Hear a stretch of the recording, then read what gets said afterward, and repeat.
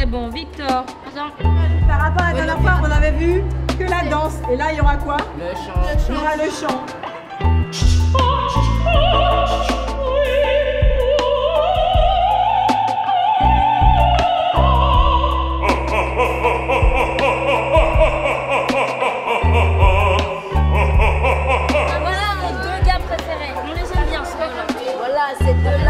Aujourd'hui, le projet est dans l'évidence. Il n'y a plus à l'expliquer, à le justifier, à le contextualiser. On n'est plus du tout là-dedans. On est vraiment dans l'étape d'après où on fait les choses et on les fait ensemble. Je suis très heureuse de vous retrouver ce soir. Je crois que certains élèves avec lesquels nous travaillons depuis un an sont là. Est-ce que la CHAD du collège Paul Capel est là? Vous êtes où, la CHAD? Oui, bien sûr, je vérifierai moi. La chaise, je vais me la mettre comme si je sais plus qu'à la prendre et la poser.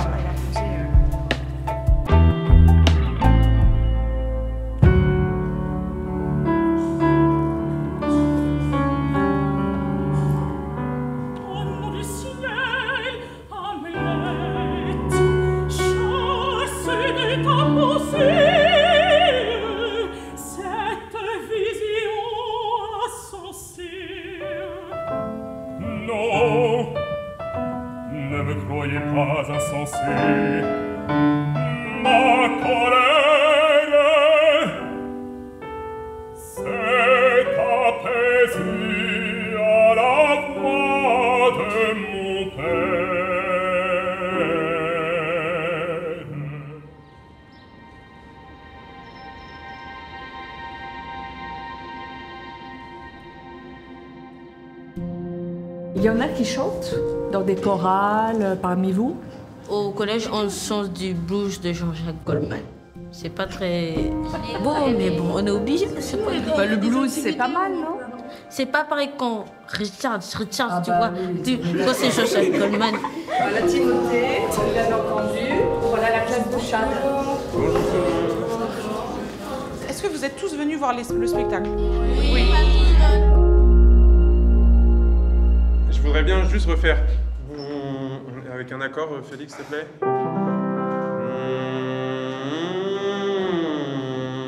Juste des bouches fermées. Et sentez que le son là, il va résonner ici, là, sur les ailes de vos nez. Et imaginez maintenant que quand vous inspirez un gâteau qui est super bon ou quelque chose, une odeur que vous adorez. On essaye ça? On inspire. 1, 2. Ouais, on monte. 1, 2. Ouais, vachement mieux ça. Un peu pas mal. Aux yeux? Bah, nous, on chante sans micro, toujours. Et on chante dans des très grandes salles de 2000 personnes sans micro, et on nous entend. Parce qu'on utilise tout notre corps, évidemment, on a la respiration, mais aussi toutes ces parties de notre visage qui sont les résonateurs. Et toi, je pense que c'est une partie de ton visage que tu utilises peu. Vous avez tous déjà joué aux fléchettes?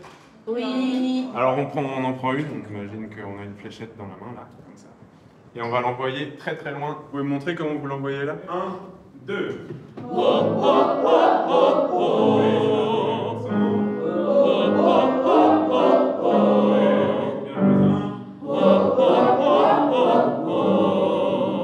Il y a quelque chose de magique dans la voix humaine. Déjà, c'est un instrument qu'on partage tous. La voix, comme elle est terne, on est obligé d'aller travailler dans les images. Moi, je conseille à tout le monde de chanter, de faire des chœurs, parce qu'il y a une liberté. C'est quelque chose en soi qu'on sort. Quand tu rigoles, tout s'ouvre, tu as la voix qui explose, tu vas rire plus fort, etc. La voix, elle s'ajuste aussi à nos émotions. Pas mal. Ça réveille, là, un peu? Il fait chaud? C'est bien. Comment vous faites pour parler aussi fort, chanter aussi fort? Votre corps, tout votre corps entier, c'est votre caisse de résonance. Si je me mets à ouvrir beaucoup à l'intérieur, comme si j'étais en train de me brûler avec un truc très très chaud, et que vous avez déjà fait ça, vous vous brûlez, vous êtes là, oh maman, je me brûle, ça, et on se met à parler comme ça, parce qu'on ouvre à l'intérieur, et le son, il a la place pour sonner. J'ai du mal à articuler parce que je suis obligée d'ouvrir très très grand ma bouche pour que la note elle sorte. Et là, en général, on commence à faire des grimaces. Ouais. Parce qu'il faut qu'on puisse articuler, parce que l'opéra, c'est aussi du texte, c'est du théâtre.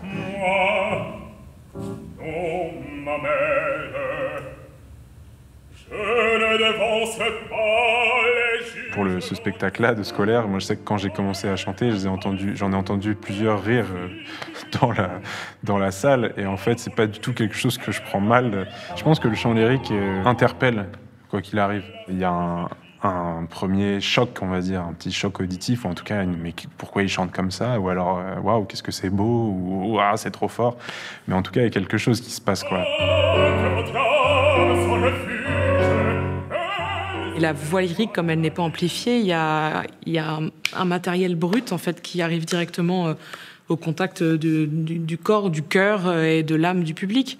Est-ce que vous pratiquez d'autres sortes de chants à part l'opéra? J'ai commencé la musique en faisant du rap, du reggae, dans ma Bretagne natale. La prochaine fois, promis, je te ferai une démonstration. Est-ce qu'il y a quelqu'un qui veut chanter quelque chose? Tu veux essayer?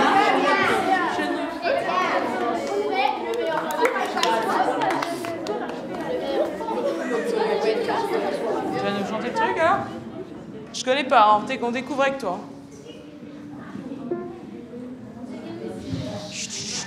Alors on l'écoute, hein. Il est courageux, lui.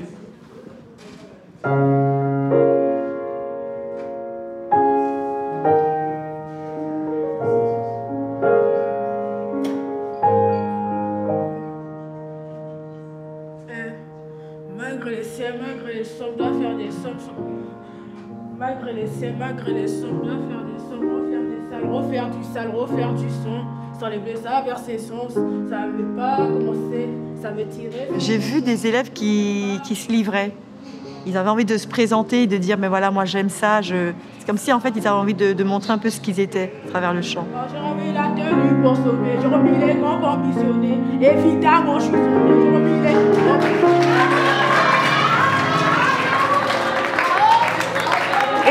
Oh, oh, oh, oh, oh, oh. Oui, là, tu sens? Vas-y encore. Oh, oh. Vas-y. Oh. Oui. Ça. Malgré les sons. Malgré les sons. Ouais. Encore plus fort, mais Mets ta main sur ta poitrine aussi, pour sentir. Malgré les sons. Ouais. Tu vois? Tu sens où ça résonne? Là, j'ai compris le texte. Franchement, j'ai appris à chanter parce que c'était critique avant.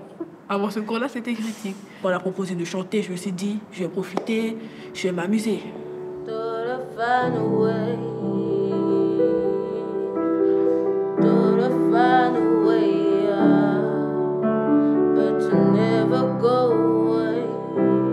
La première fois, quand on les a entendus venir avec leurs chansons de pop, d'R&B, de soul, de zouk, plein de styles différents. On s'est dit, on va les faire chanter cette chanson-là avec un espace lyrique. Et en fait, on les voit, et on le voit dans leur regard, qui recherchent exactement le son, qui traquent le son comme nous on le fait quand on travaille pour nous-mêmes.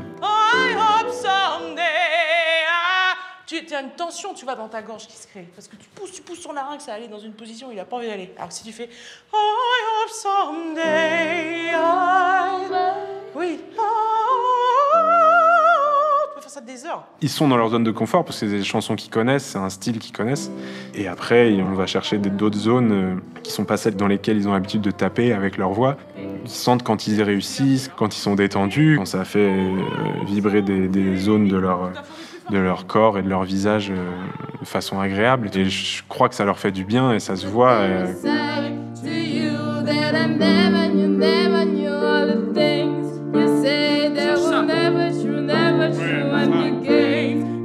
Ouais, le cours, je l'ai bien aimé. Le truc que j'ai appris, c'est qu'il y avait une voix dans la tête. Et... Enfin, si, je savais. Mais genre pas qu'on pouvait l'activer avec la voix.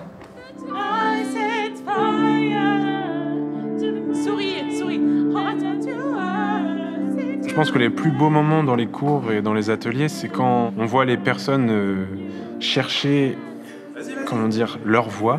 Ils se révèlent à eux-mêmes leur voix aussi, parfois dans les cours, et en la révélant à eux-mêmes, ils la révèlent aux autres, quoi. À nous en premier, et à leurs amis, leurs camarades de classe qui assistent.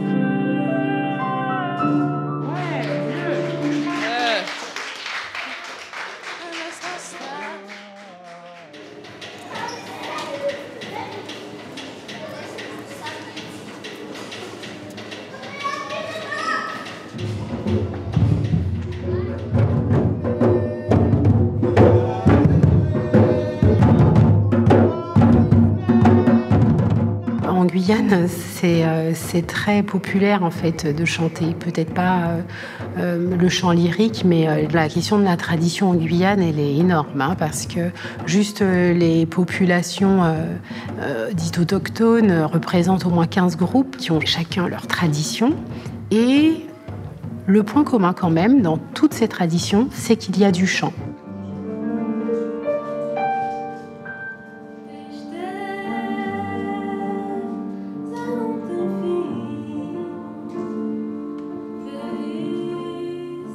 Alors pour la plupart, vous êtes des voix jeunes encore.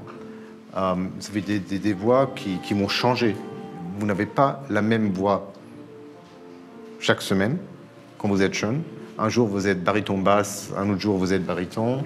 Comme avec la danse, le corps est votre instrument. Des fois, vous avez 35, 40 ans et la voix, enfin, s'installe dans votre corps.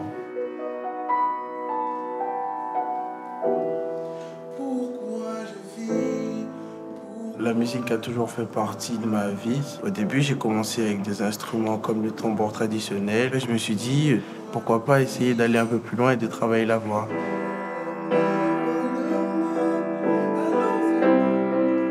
La voix va vous réserver beaucoup de surprises au cours d'une vie de chanteur. Des belles et des moins belles. Et du coup, on n'arrête jamais à travailler. L'Académie, c'est un lieu de formation pour une douzaine de chanteurs. Et c'est vraiment l'immersion dans une grande maison d'opéra.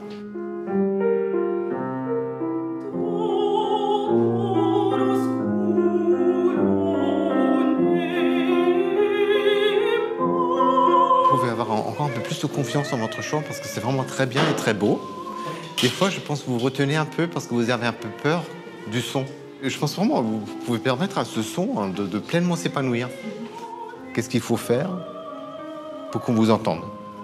Vous et sur scène, il y a une fausse orchestre avec un orchestre de voilà, une cinquantaine, 80 personnes qui jouent, des fois fort, très fort.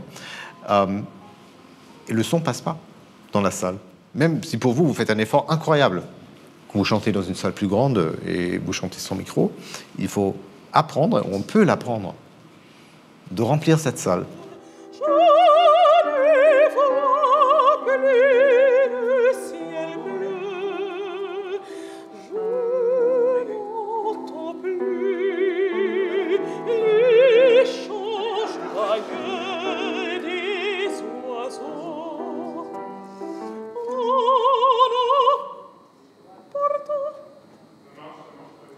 Je peux aller aussi loin dans le piano, c'est bon?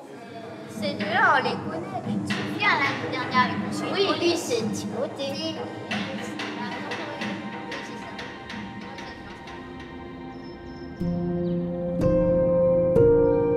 vous le remontre encore une fois, on est bien? Je vous le remontre encore une fois.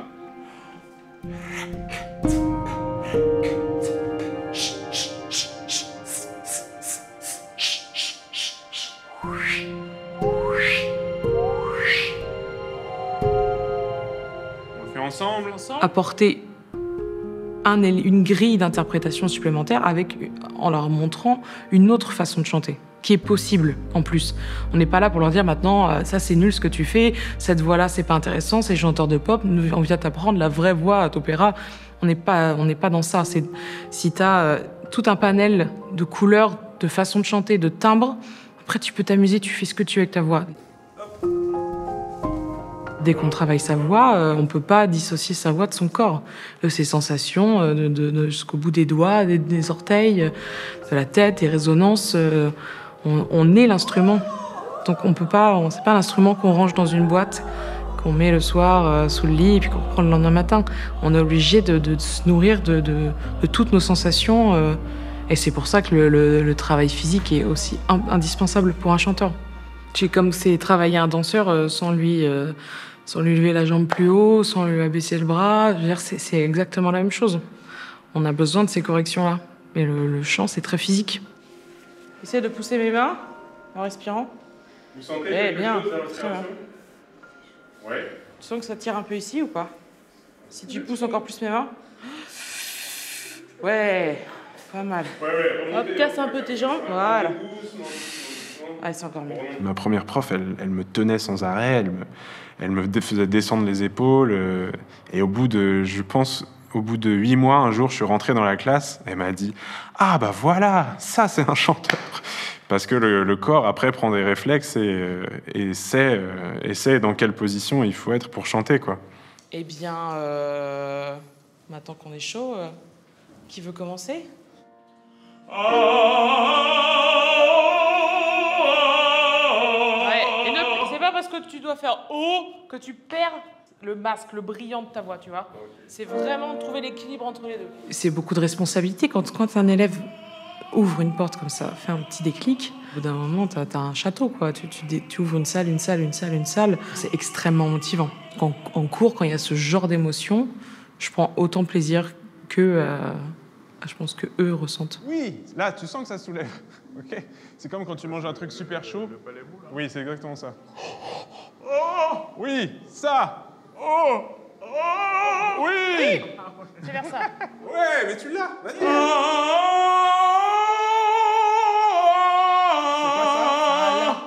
Allez, courage. Super, encore un, et tu tapes dans ma main sur l'aigu. Ok? Tu tapes fort, toutes tes forces. Vas-y.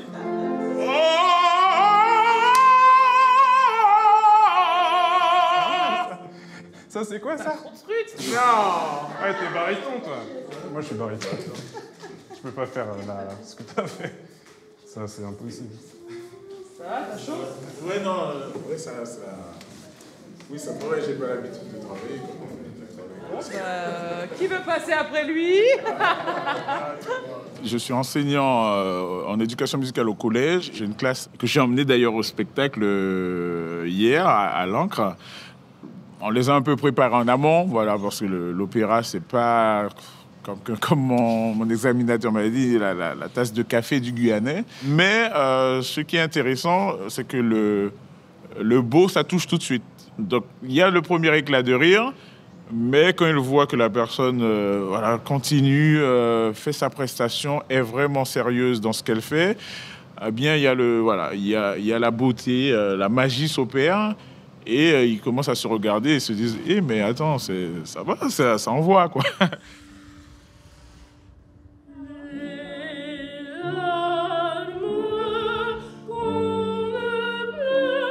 J'ai découvert le chant lyrique avec l'Opéra de Paris. Donc j'y suis arrivée en ne sachant rien du tout du chant lyrique. Et c'était vraiment trop bien. Et de leur patience de goutte.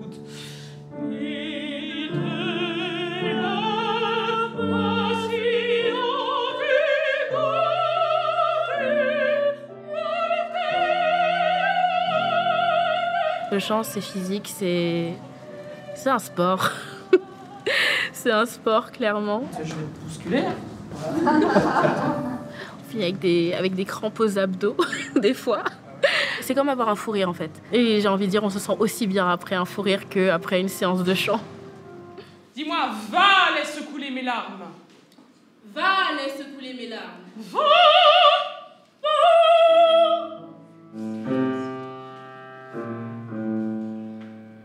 Oh là, je l'ai raté.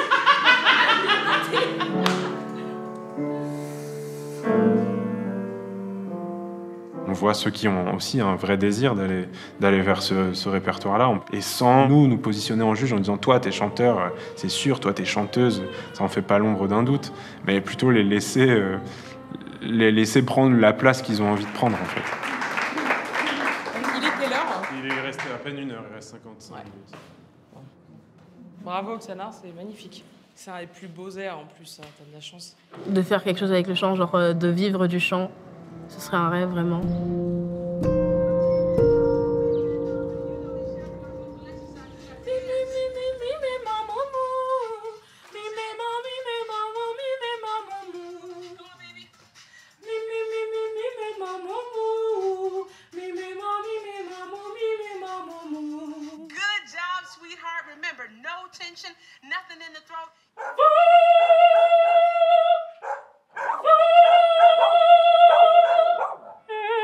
Je vais vous raconter une anecdote. On était sur la place des Palmis, il avait 4 ans, et il était avec sa mère. Et moi, je viens par la suite la rencontrer, donc il y avait sa mère, sa tante. Et j'arrive sur place, ils sont assis sur le podium, et je leur demande, tiens, elle est où Oksana? Alors tout le monde se met à regarder, à chercher, Oksana est nulle part. Et il y a la foule devant nous, on a perdu Oksana. Et puis un petit moment plus tard, peut-être 1 à 2 minutes, on entend Oksana au micro. Elle était sur le podium parce qu'on avait demandé des personnes à venir chanter. Donc elle s'est faufilée parmi la foule et elle est venue chanter sur le podium au Palmis. À l'âge de 4 ans. Je me suis rendu compte en fait avec le chant lyrique que quand je chante en général, genre je chante pour mon plaisir, quand j'ai besoin de me défouler, ce que je cherche, ce sont des chansons en fait où je peux vraiment me lâcher, partir, avoir des longues phrases. Le chant lyrique, c'est ça en fait. Il y a beaucoup de ça. C'est majoritairement ce qu'il y a.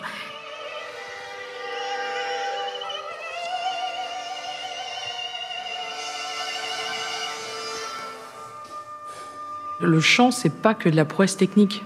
C'est du sport de niveau, mais c'est de l'artistique aussi. Et le fondement de l'opéra, c'est le théâtre, c'est le texte. On commence par, je pense, là, ça. Ouais, très bien. Alors, ils ont vu, je leur ai montré des extraits et tout, et donc ils sont impatients de voir comment ils vont se déplacer, comment ils vont être avec vous, l'interaction. Super. Là, vous êtes une foule de gens qui sont invités à un mariage. Vous vous dites que mais ça va être un plaisir extraordinaire, ce mariage. Nous, quand on va le chanter avec vous, ce sera Zerline, Marie-André, qui va se marier avec moi, bien sûr, Mazetto. Et vous êtes trop contents qu'on se marie, en fait. C'est ça, le truc. Vous vous dites, mais en plus, ils sont venus se marier à Cayenne, quoi. On a trop de chance. Donc, et en fait, voilà, c'est ça, c'est cette réaction-là qu'on veut voir quand vous chantez. Exactement celle que vous avez eue là, ok? On le fait une fois par chœur, tous ensemble, et après on fait passer les autres. Ok? Super.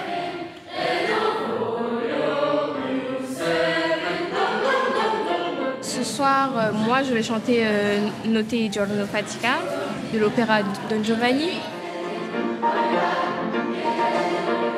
Le chant lyrique, c'est vraiment raconter une histoire en chantant. Que ça nous fait presque nous imaginer dans l'histoire, la vivre. Mozart, quand il compose, écrit à partir de l'histoire, des mots, des émotions des gens. Le plus important, c'est de raconter une histoire quand on fait de la musique.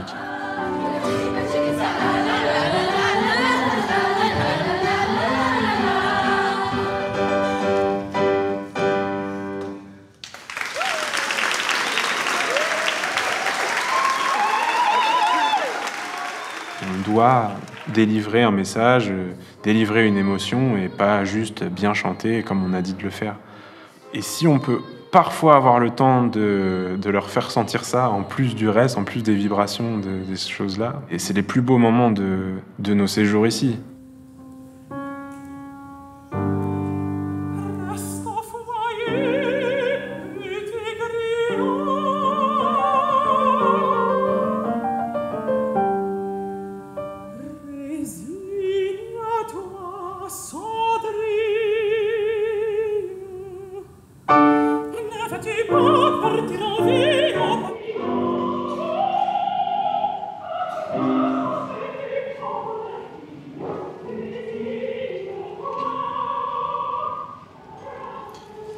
Chaque fois, je voulais écouter un tout petit peu, mais je suis obligé de rester parce que c'est tellement beau.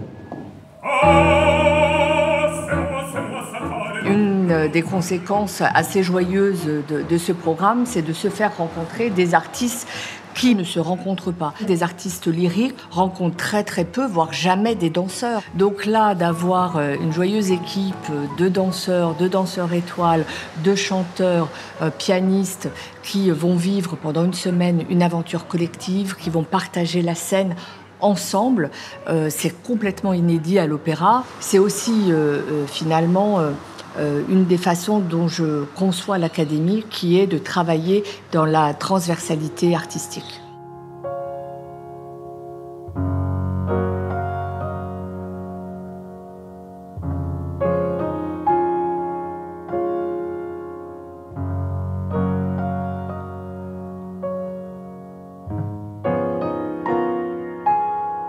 Décloisonner, c'est votre mot d'ordre, Myriam Mazosi. Guillaume Diop, est-ce que vous avez constaté de votre côté que les choses changent à ce niveau-là? Je le précise, vous aviez fait partie il y a 3 ans d'un manifeste sur la question raciale à l'opéra. Est-ce que depuis les choses ont avancé? Est-ce qu'elles avancent dans le bon sens? Je pense que surtout les gens ont une vision très élitiste de l'opéra, ce qui est en soi vrai, parce qu'il y a un niveau d'excellence qui est demandé, qui est exigé.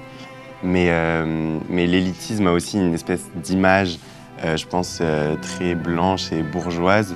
Et du coup, je pense que c'est en ça aussi que ça fait du bien que des profils comme moi aient la parole. Il y a une espèce de fantasme et une image de ce que doit être un danseur de l'Opéra de Paris ou même un chanteur de l'Opéra de Paris qui est assez décalé de la vérité aujourd'hui. Et c'est pour ça que les ateliers aussi, ça fait partie de rencontrer les gens, parler avec les gens. C'est aussi important que juste de nous voir danser.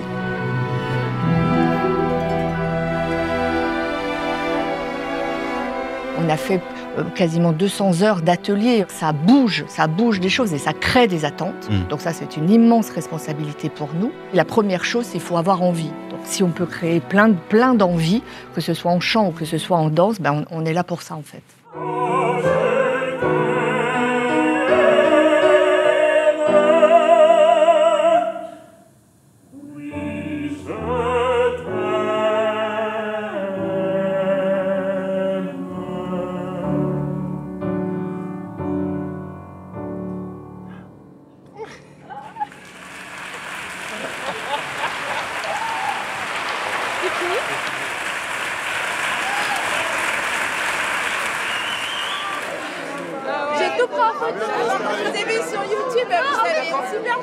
Continuez de chanter, de vous amuser, lâchez rien parce qu'on s'en va. La gagne. Ok. Bon allez, on se fait les adieux. Allez, continue. Ouais. Ah, ça se voit, t'es triste. Non. Sérieux, pas du tout. En tout cas, tu peux toujours me demander des conseils. On a un peu le même type de voix. Je commence à 21 ans comme toi, je suis le même répertoire. Charlotte, c'est l'un des premiers airs que j'ai travaillé, tu vois. On a un peu les mêmes... voilà, on a des parcours un peu similaires, tu vois. Donc, maintenant, il va falloir savoir ce que tu veux faire dans ta vie, quoi. Mais tu as tous les moyens pour y arriver. Ok? Ouais. Tu lâches pas? Il y a du monde, là. C'est notre coupe, Jalia. Je vais aller chercher mon demande. Prends-le aussi. Oh, les déconcentre, en fait. La grande chance que j'ai en tant que directrice de l'Académie, c'est de travailler avec des jeunes. Travailler pour la jeunesse et de travailler avec des jeunes artistes. Et ça, c'est inestimable. Forcément, ils interrogent l'institution. Forcément, ils vont la bousculer. Ils vont la challenger. C'est ce que font aussi les danseurs, et notamment la jeune génération des danseurs de l'Opéra de Paris. Donc, ce sont des artistes qui sont aujourd'hui dans la société du XXIe siècle, qui vivent toutes les transformations de la société française et qui poussent et ont envie que l'institution qu'ils servent, qu'en général, ils aiment beaucoup, bouge. Et je pense que ce type de projet, l'Opéra en Guyane, contribue aussi à faire bouger de l'intérieur.